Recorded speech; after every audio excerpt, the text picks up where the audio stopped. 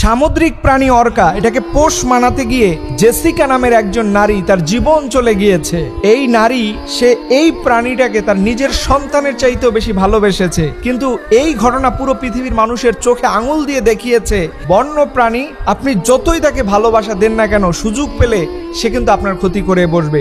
আর আল্লাহ পাক এই ঘটনার সাথে সিমিলার করে কোরআনের একটা আয়াত নাজিল করেছেন। আল্লাহ পাক বললেন, সুন আল্লাহিল্লাযী আতকানা কুল্লা শাই। আল্লাহ পাক পৃথিবীর সবকিছু সুচারুভাবে নৈপুণ্যভাবে সৃষ্টি করেছেন। খবরদার তুমি কোনোটাকে তোমার নিয়ন্ত্রণে রাখার চেষ্টা করো না। দেখবেন বর্তমান সময়ে এখন বিশেষ করে আরব দেশে সহ পৃথিবীর অনেক জায়গাতে মানুষ বাঘ লালন পালন করে, সিংহ লালন পালন করে। দেখবেন আবার কিছু মানুষ সাপ লালন পালন করে থাকে। হিংস্র প্রাণীগুলো দেখা যায় এখন মানুষের বাড়ির মধ্যে নিয়ে এসেছে।